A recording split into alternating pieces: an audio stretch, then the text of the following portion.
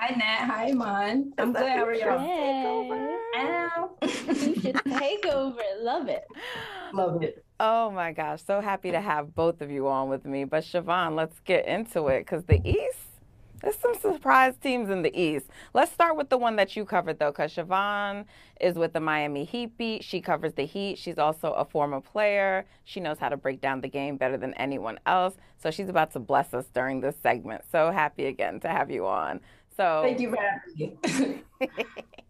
what happened with the Heat last night and the Warriors? I mean, it was a close game for a large Yeah. part of the game, but then Steph just did what he does in the fourth, and I don't think the Heat were able to match it. But Tyler Hero had a moment. We just talked about it with Marcus. I don't know if you got the I saw chance the to see. Chiron. That was rude.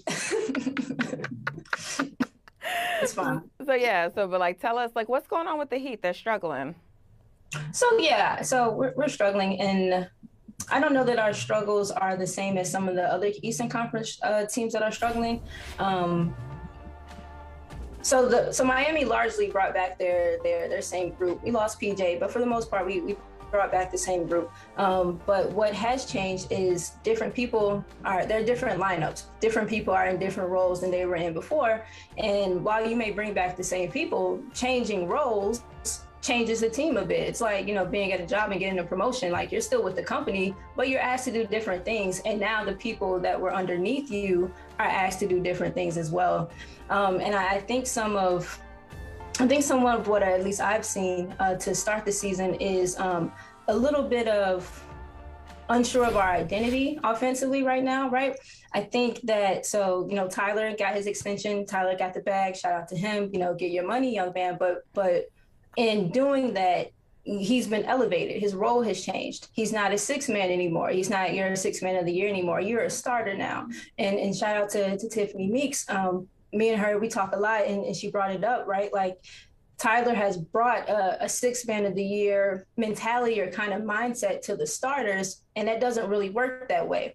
When you have a scorer, you definitely want to feed the hot hand, but in a starting lineup, you are better served moving it around and letting everyone else get engaged, feel lively. And that's how you kind of create this like avalanche of overwhelming momentum where you don't know who it's coming from. And I think in the first couple of games, we saw a little bit of Tyler asserting himself in a way that I think kind of took away or stymied the rest of the starters a little bit.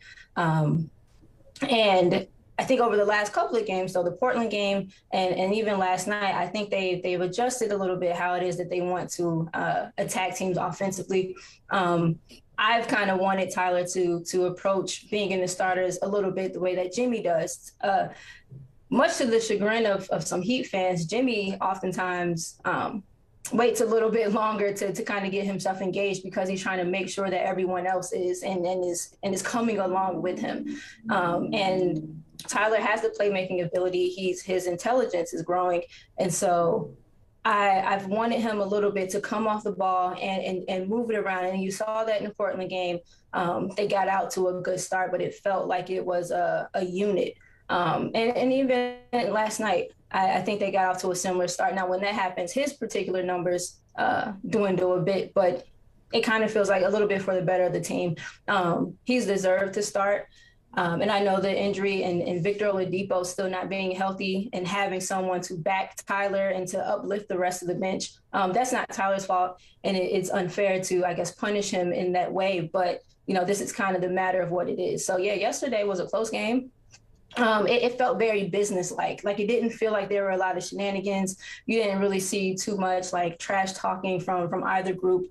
It felt very like, we respect the people across from us. And then, yeah, like you said, Steph came out and did what Steph does. And he snatched Tyler's ankles, that one time. And that was unfortunate, but that happens. Steph Curry is one of the best ball handlers, especially, definitely of this generation. And, there's not much that you're going to do. We sent two to him, and he gave that like hook pass out of the double, and now we got Draymond in the middle distributing to Wise and Loon, and Miami won't play two bigs for whatever reason. We won't play our young guy with Bam, so we're still in I guess, a tinkering phase of what we look like right now. But I do think they've turned a little bit of a corner. I think they've established a little bit of their identity and how they want to attack offensively. So we'll see, and I hope that stays. Yeah, I know Amon and I were talking about like some of the teams in the East and how they were looking. And so the Heat, we talked about how they're looking. We started with like the Sixers and like Doc, like there's rumors about him potentially getting fired, and the Sixers are not looking good. I don't know, like, Amon, did you have any thoughts for like or questions for Siobhan about what's going on with The the Heat or the Sixers? The Yeah. Sixers? We could do Sixers. All right. Uh, the Sixers are an entire mess, right? I think there is a lot of role definition too. I think the point that you brought up about the Miami Heat, I think, is a very salient point. It makes a lot of sense that you are bringing Tyler into the starting lineup. You are shifting everybody's roles, and we're looking at this Sixers team, and there's been some shifts in some roles. Matisse Thybulle, cut, not a part of the rotation. Their perimeter defense, absolutely horrid. Their transition defense, I think, worst in the league currently. And we're seeing sort of the growth from Maxey, but what does that leave for a guy like Tobias Harris? Does that, make him the fourth option, the fifth option? Sometimes it feels like. What are you looking at when you see the Sixers and see their biggest issue? Do you think it has to do with role definition similar to Miami? And wait, I'm sorry, Siobhan, just before you answer that, could you take into account too, I want to know, because you mentioned your issues are different than the rest of the teams in the East that are struggling. So when you're responding to Amon, can you just like also let us know like why it's different? Well, so with the Philly comparison, if there is only one difference, it is that I don't think Spo feels any fire under his seat. Miami is an organization that's pretty close-knit. They're well-run. Spo feels like he has that job for as long as he wants it. And on the other side of that coin with Philly, it feels a little bit like there's some fire under Doc's seat. You have this talented roster, you have a generational big man, you have who people consider to be generational and James Harden. So your expectations are like people consider to be generational. Was that a shot? No. I don't know. We can talk about that. But yeah, they have a lot of stuff, and so it's a lot of pressure on Doc to kind of put together. But I do think some of their struggles early on have been establishing a bit of an identity too. You talk about a guy like Tyrese, who a lot of people have in a similar tier with Tyler and a Jordan Poole. And I love that Golden State, and they have the starters, of course, that keep Jordan, in his kind of bench role. They gave him his money, but they maintained his role. And I think, like you said, you see Tyrese Maxey kind of getting off a bit. But yeah, someone like a Tobias, I don't know, suffers, but becomes a little less of a thought. And so, yeah, I think a lot of their struggles are the same. Their defensive issues have to improve. I don't know how committed they are to the defensive end, but they have to be. Miami is a team who, for as much as we want to try to lean into this offense right now, Miami's built its calling card on being defensive minded and strong and, tenacious and all of these things. And for their offensive struggles, they've had a lot of defensive struggles too. So maybe the only difference right now with Miami and Philly is what I feel to be coach's pressure. But I do think that there are some similar issues with regards to establishing how it is that we want to play to get through the regular season. Miami has seen Jimmy have to do a lot of what we've asked playoff Jimmy to do. And that was not the goal. We're supposed to be lessening his load through the first 82 so, he can be heroic Jimmy come playoffs or whatever. So I think there is some difficulty there with regards to identity. The Nets, I'm not really sure. I watched the segment earlier, and I think that a lot of theirs, like you said, Imman, is some defensive stuff.